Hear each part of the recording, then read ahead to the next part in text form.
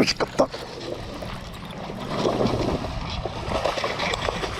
my God, that's a nice one.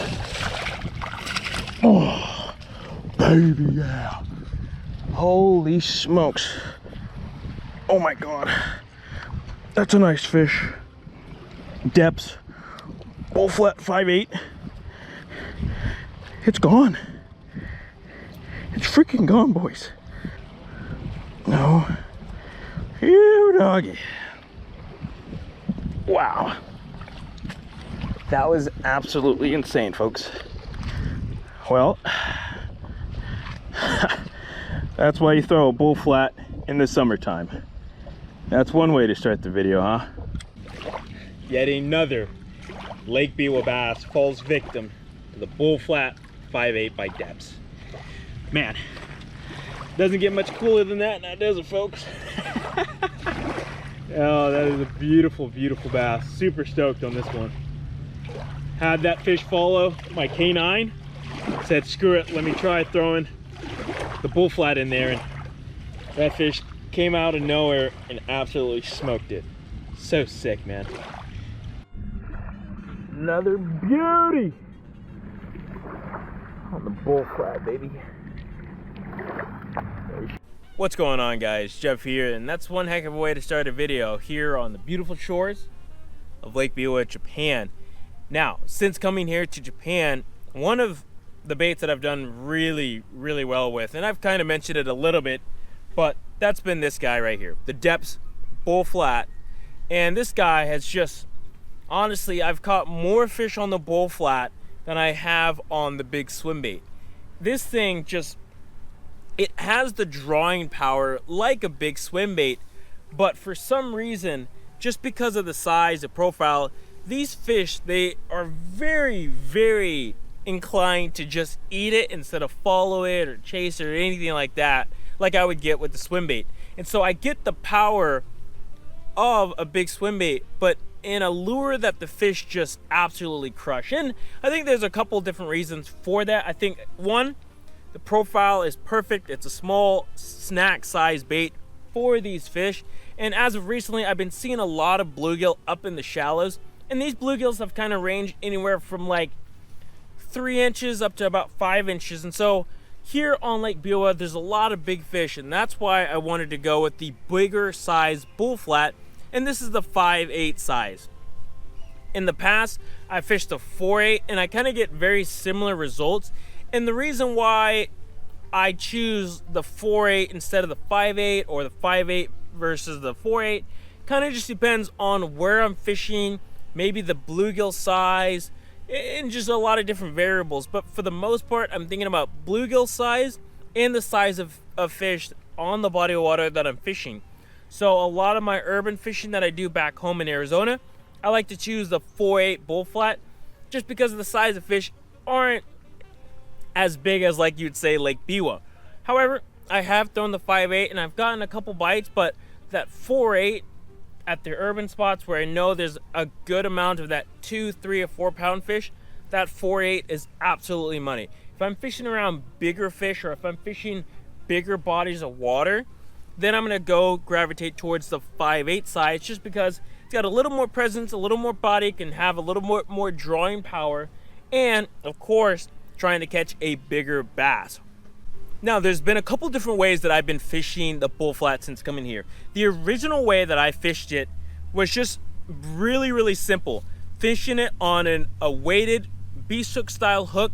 This just so happens to be the owner beast hook. This is the 6/0 size with the 1/4 ounce weight on there. And some guys might think it's a little bit small for the bull flat, but I really like this size in particular. You still get a really good hookup ratio, but that 1/4 ounce allows this bait to have a really nice spiral fall, which is really the ticket to the bull flat that allows it to get those bites. And it achieves that spiral fall because of the way that it's shaped and in the way that you rig it. So the super flat side here is the top of the bait. The bottom side has a little bit of like a ridge to it, and with that, it has this beautiful gliding action.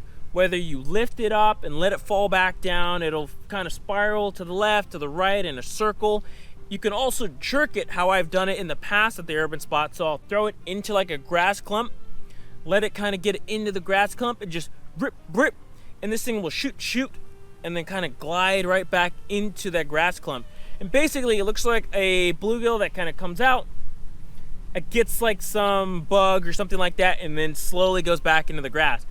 That action, that motion gets these fish absolutely fired up.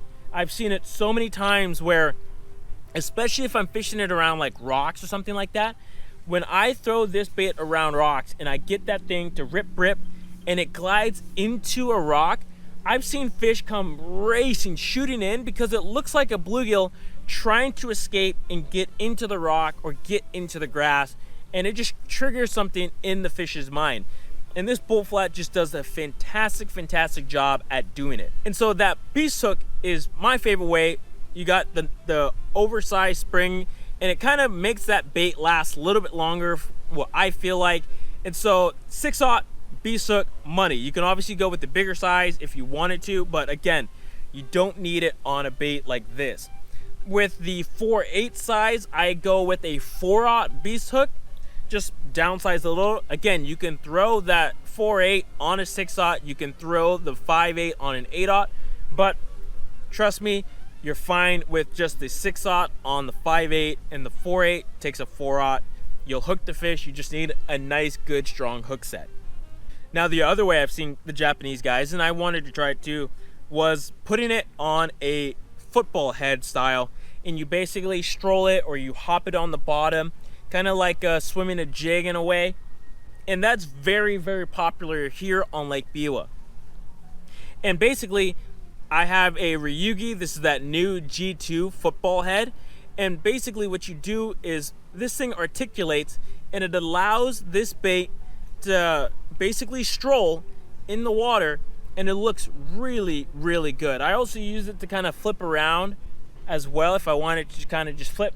Super easy, let it kind of get into a spot, rip it out, flip it into the next spot. It works that way as well.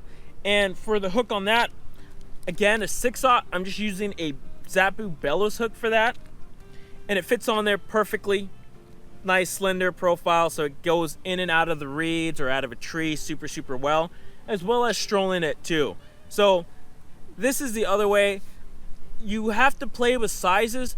Like this size here is the 21 gram, so probably like 3/4 of an ounce. I've tried playing with the lighter size. With the lighter size, you can do that strolling action a lot slower because it's a lot lighter of a weight. Once you go up, you can fish it a little bit faster. So this 21 gram, I feel like fishes perfect. I can stroll it nice and easy. It doesn't rise up too fast. It kind of stays at the perfect range at what I like to stroll it at. So if you want to stroll a little bit slower around a piece of cover like a dock or a tree, go with a lighter size, like maybe like a 14 gram or an 11 gram, and you can slowly get that action down too. 21 gram if you want to stroll it a little bit faster or a little bit deeper. That's kind of the main idea with that football head too. Now there's two different versions of the bull flat. There is the salted version, which is kind of the ones that I like to go with, and the non-salt version. The non-salt version just basically means there's not much salt in it, and without all that salt that the originals come in, the non-salt version will have a slower fall to it, because just like a Cinco has that beautiful rate of fall because of the salt.